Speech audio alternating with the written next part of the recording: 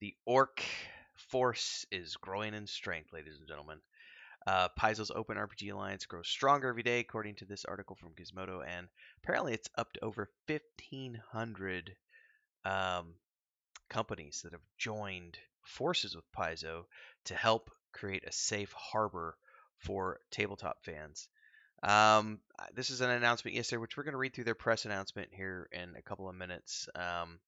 Apparently, this is the list made up of virtual tabletop companies, law firms, artisans, content creators that have currently signed on to support the ORC. The list of companies includes some of the biggest names in the industry, such as Roll20, Money Cook Games, Demi Plane, Evil Genius Games, and Gale Force 9.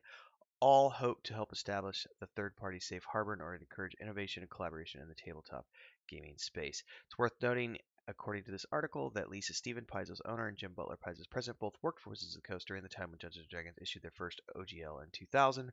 Brian Lewis of Azora Law, who will be working on creating the ORC, was also involved in establishing WotC's OGL. They hope to offer the first iteration of the ORC for feedback in February.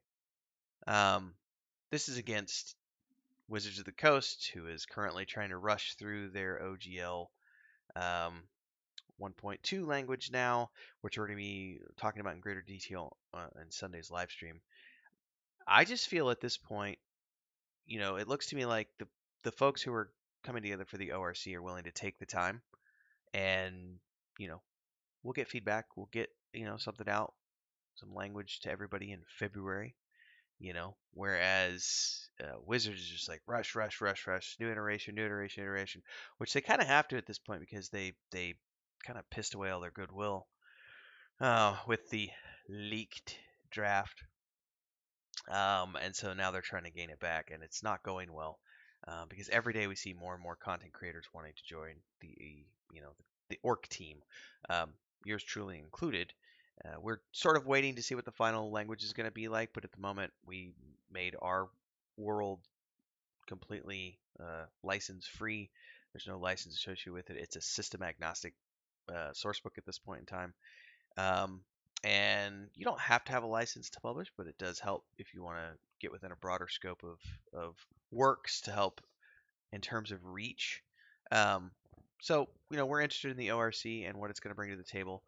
So hopefully it all comes out the way they plan it to. So this is the press release, which was published.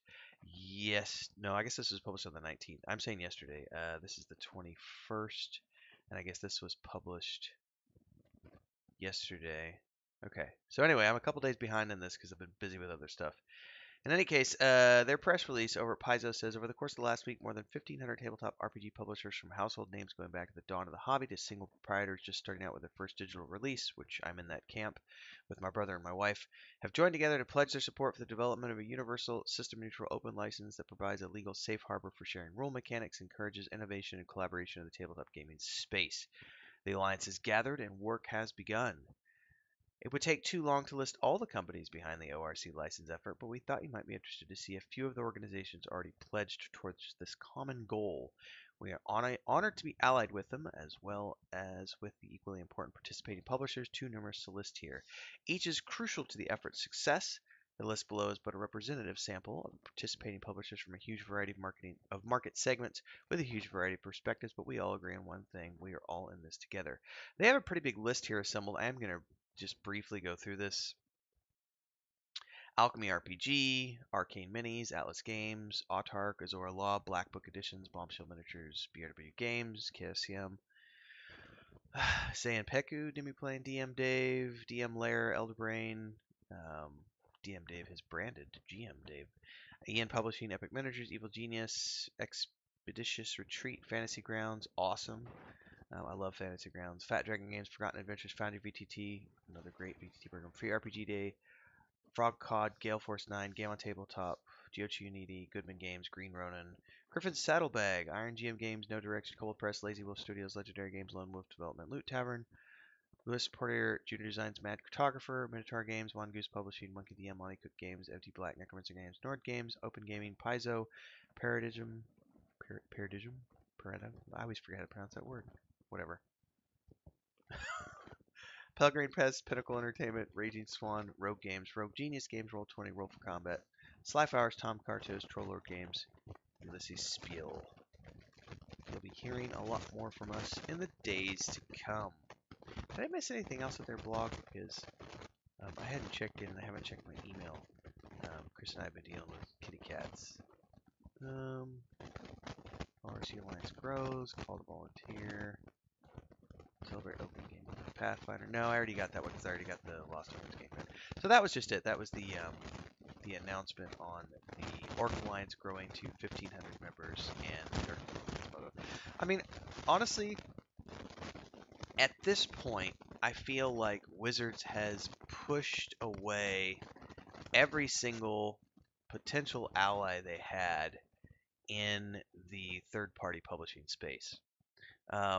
Because in the beginning, a lot of these, if I don't think all, but many of these companies that were listed here had OGL-related products on their stores and had worked in some capacity either directly with Wizards of the Coast or with other independent creators who've been creating all this OGL content over the years. I still can't understand Wizards' endgame here unless it's just to completely attempt to stomp out the competition, because the OGL 1.2 draft language of the day has mention of takedown notices. Like they're already starting to use legal language. Well, if you don't do this, you could be at risk of takedown notices. And I feel like they're preparing for a war where anybody who doesn't comply is going to be, they're going to start hitting everybody with takedown notices on their YouTube content, on blog content, hitting publishers with takedown notices. It just feels like they want to muscle everybody else around and be like the big gorilla in the room, just kind of brute forcing everyone. But as you can see, with over 1,500 companies already having switched away and willing to participate and put their efforts into the ORC, that Orc Alliance is growing rapidly. And it just seems like every single time that Wizards of the Coast puts out a new press release or a new draft language, it has something more ridiculous within it, and it pushes more and more people away over to the ORC. Now, nothing is guaranteed with the ORC. We haven't even seen the draft language yet, but I think everyone trusts Pathfinder or Paizo more than they do Wizards of the Coast, because the people at Paizo have been very open about wanting this to remain an open license and being adamant that their original intent with the OGL was to have it be an open source license and not be closed off like what Wizards of the Coast is attempting to do. So it at least has earned them, for me and for many people, more than 1,400 companies, it has earned them the trust that they are the right people to shepherd this in. Now, of course, it's being, put together by a variety of people. It's going to be in independent hands and the law firm's hands, which all of these are good things in terms of making sure that it's never about profit for any one company. It's a shared venture between all these people. I know some people are like, oh, what about a morality clause? I don't think that's something we have to worry about, considering there's so many voices that are going to be put into the equation. But here's the thing. There are a lot of different companies involved in this, and everybody's input is equally valid. So if you want your voice to be heard, then you need to make sure that you're at the table instead of just waiting to see. So get involved, make your voice heard. It's no different than going out and voting. You got to be a part of the solution, because if you're not, well, that's an issue. So in any case, I like what I'm hearing. It's interesting to see the Orc grow. I think we're going to see more good things coming from this alliance of all these third-party publishers and content creators. So hopefully we'll see a draft soon, and we're almost to February. So if you like this, don't forget to like, subscribe, hit the bell icon so you can continue to get more support in all the ways that you find down in the links and descriptions below, including our Tabletop World and the Patreon page over there, memberships here, all the good stuff. Until next time, everybody, happy gaming and have a good weekend.